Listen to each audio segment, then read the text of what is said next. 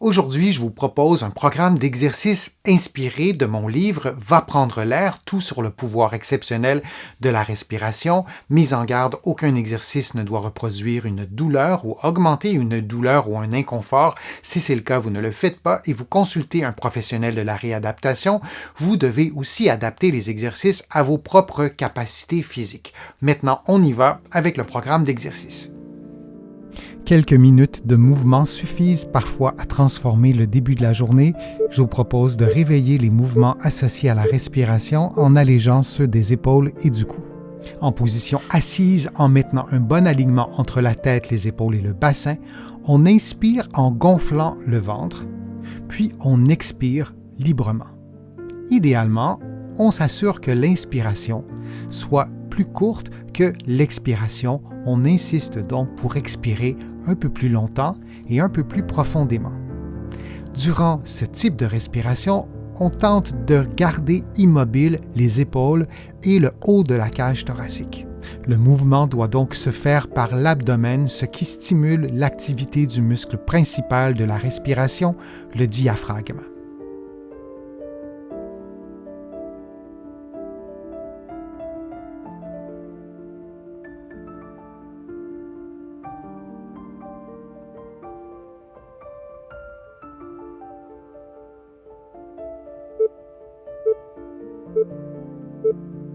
Et on prend maintenant une pause de quelques secondes.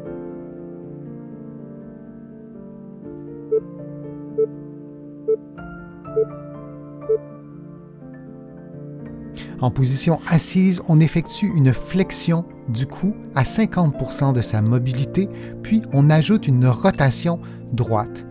On revient à la position de départ en effectuant le mouvement inverse. Puis, on effectue exactement la même chose, mais de l'autre côté. Et on répète cette séquence de mouvements durant 60 secondes. Il est important d'effectuer ce mouvement selon sa propre mobilité et non ce que vous voyez en ce moment à l'écran.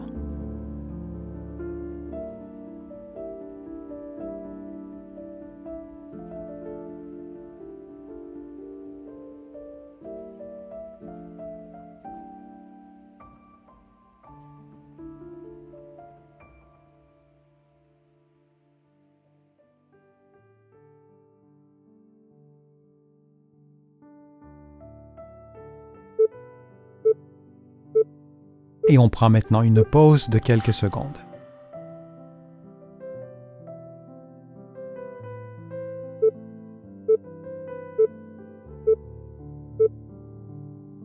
En position assise, en maintenant la tête, les épaules et le bassin alignés, on expire lentement et profondément en déplaçant le menton vers l'arrière.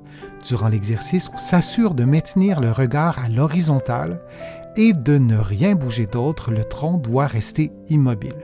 Pour s'aider, on peut placer les doigts ou les mains derrière les épaules, comme vous le voyez à l'écran. Cela permet d'apporter un certain soutien au niveau de la région dorsale haute et cervicale. Et on répète cette séquence de mouvements pendant 60 secondes.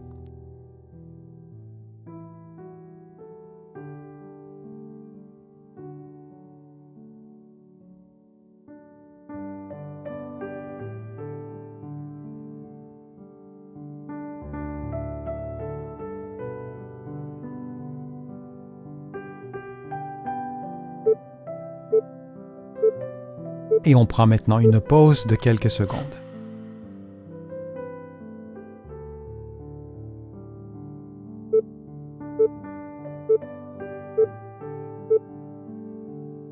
Main jointe, vous allez lever les bras le plus haut possible, puis vous allez redescendre lentement.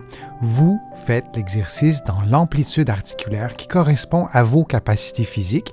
L'amplitude sera peut-être limitée par la douleur ou par la raideur. Alors, il est bien important, comme je vous le disais tout à l'heure, de ne pas augmenter la douleur. En présence d'une capsulite, il y a par définition une raideur articulaire. Alors, on doit entrer légèrement dans cette raideur sans toutefois détériorer la condition. Je vous le disais, les exercices peuvent souvent se faire dans différentes positions. L'exercice de flexion antérieure peut aussi se faire coucher sur le dos. Je vous encourage à faire l'exercice parfois en position assise, comme vous le voyez, et parfois couché sur le dos. D'une journée à l'autre, variez les positions des exercices.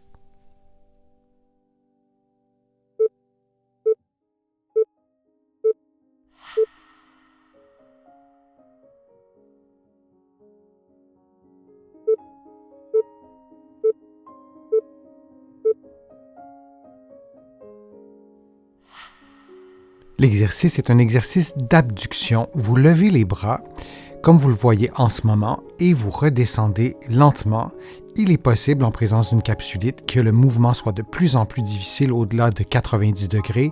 C'est toujours le même conseil. Vous faites les exercices dans une amplitude qui correspond à vos capacités physiques. Si l'exercice est difficile à effectuer, voire impossible, vous pouvez avancer légèrement les bras. Donc, plutôt que d'avoir les bras dans l'axe du corps, vos bras seront légèrement avancés pour pouvoir exécuter le mouvement de façon plus fluide et de façon plus confortable.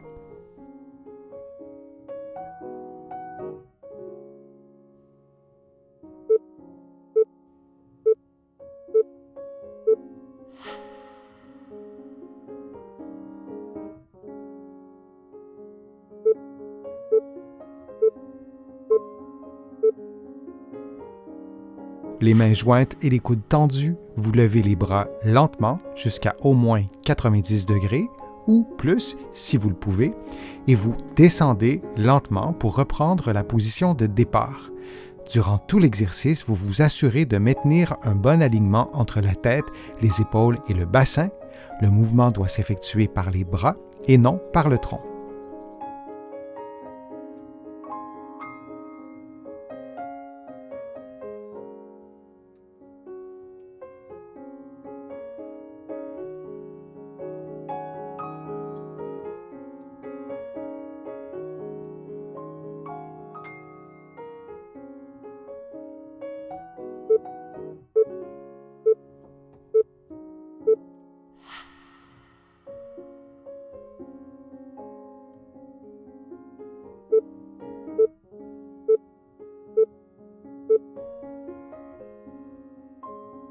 On fait maintenant un exercice de rotation externe. C'est un exercice qui est en général difficile en présence d'une raideur à l'épaule, en présence d'une capsulite. Lorsque vous faites l'exercice que vous voyez à l'écran, vous maintenez vos coudes sur vos côtes et c'est bien important. Si ce n'est pas le cas, vous aurez un mouvement qui n'est pas idéal.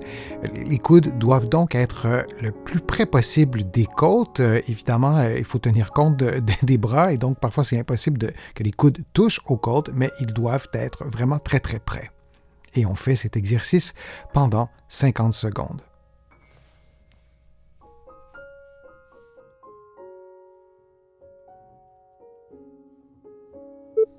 Et on prend maintenant une pause de quelques secondes.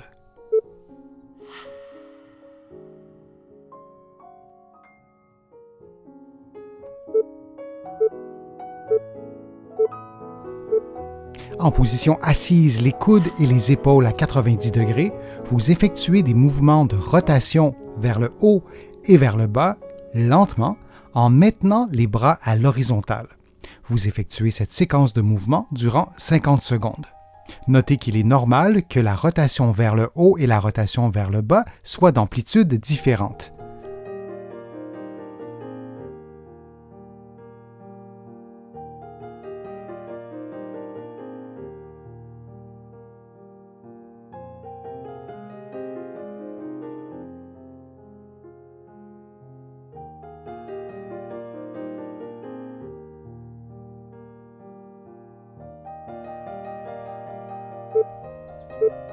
Et prenons une pause de quelques secondes.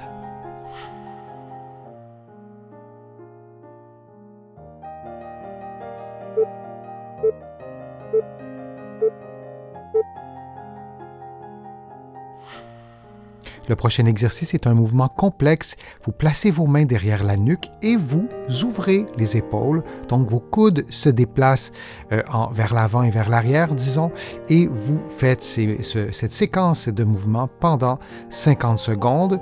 Il est indispensable, particulièrement pour cet exercice, de le faire aussi couché sur le dos. En général, c'est un peu plus facile de le faire en position assise, mais un peu plus difficile de le faire couché sur le dos parce que le poids de votre corps appuie sur vos omoplates lorsque vous êtes couché sur le dos et ça complique un peu la tâche pour une épaule qui aurait une raideur.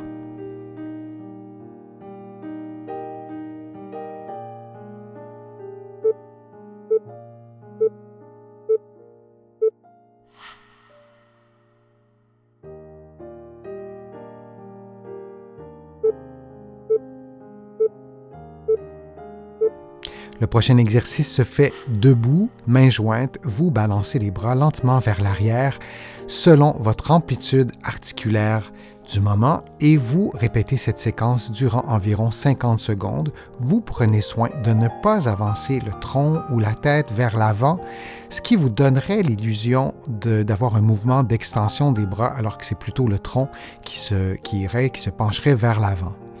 Pour augmenter le niveau de difficulté ou à tout le moins pour contrôler les compensations, vous pourriez faire le même exercice, mais face à un mur. Et donc, si vous penchez votre corps vers l'avant, tout de suite, vous allez vous en rendre compte parce que votre nez, votre tête touchera au mur.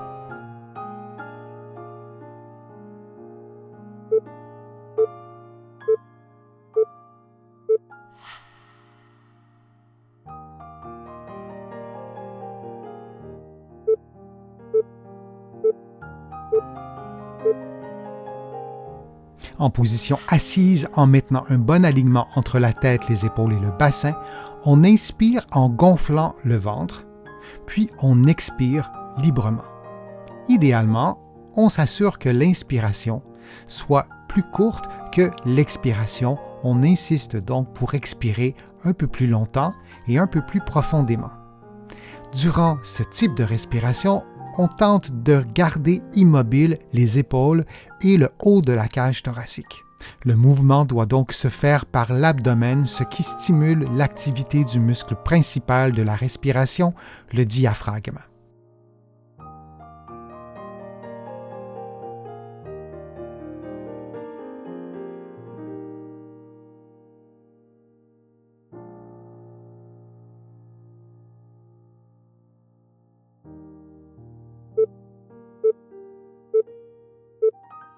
Et on prend maintenant une pause de quelques secondes.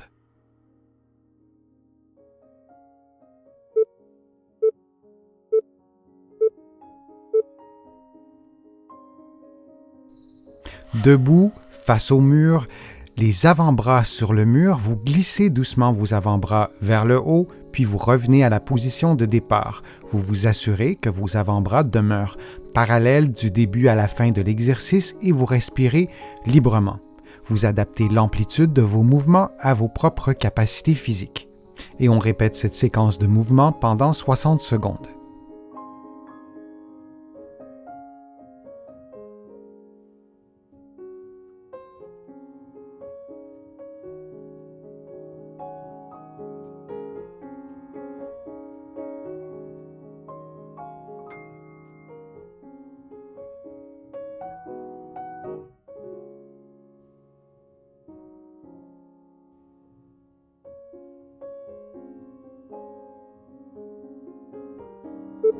Et on prend maintenant une pause de quelques secondes.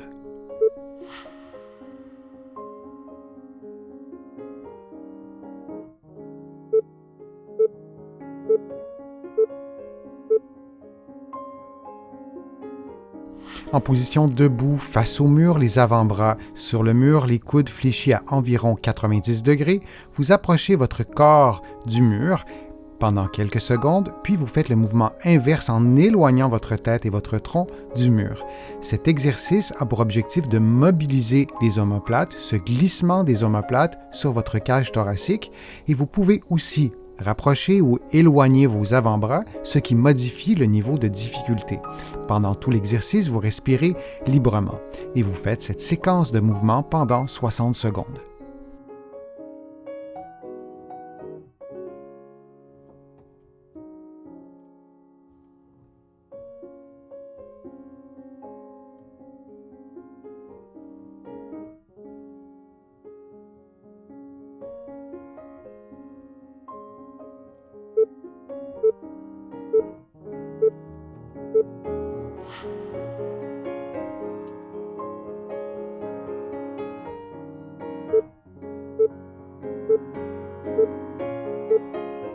Faisons un mouvement de rotation cervicale droite, puis de rotation cervicale gauche, suivi d'une inclinaison cervicale droite, puis d'une inclinaison cervicale gauche, qu'on répétera pendant 50 secondes.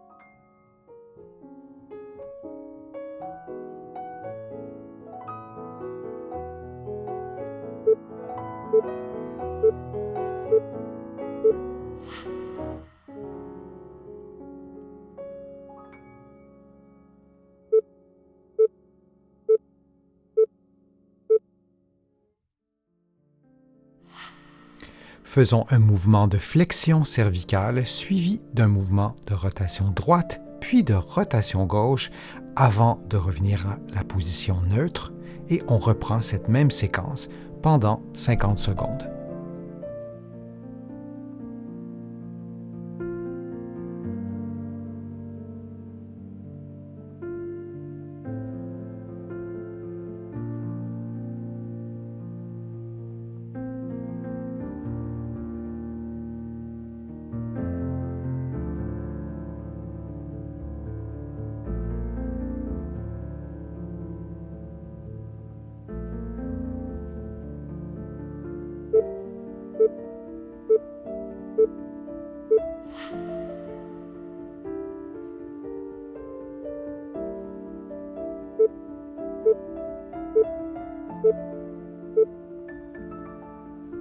En position assise, en maintenant un bon alignement entre la tête, les épaules et le bassin, on inspire en gonflant le ventre, puis on expire librement.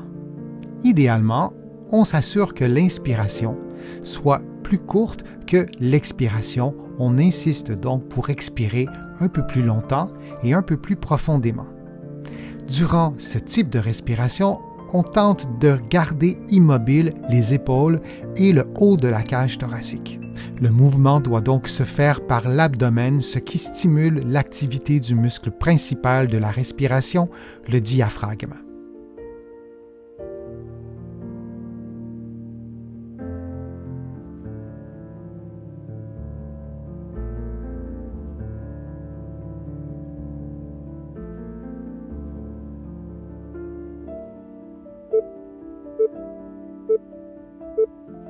Et on prend maintenant une pause de quelques secondes. J'espère que les exercices vous ont fait du bien. Si c'est le cas, je vous invite à vous abonner à ma chaîne, à partager la vidéo sur vos réseaux sociaux et à cliquer j'aime. Vous le savez, ça m'aide à vous présenter de plus en plus de nouveaux contenus. Vous allez trouver beaucoup d'informations, notamment dans mon infolettre. Vous pouvez vous abonner en visitant mon site web, le www.denisfortier.ca, et vous allez trouver aussi beaucoup d'informations dans mes livres que vous pouvez vous procurer ici au Canada, mais aussi de l'autre côté de l'Atlantique. Je suis Denis Fortier, je vous remercie beaucoup, à bientôt.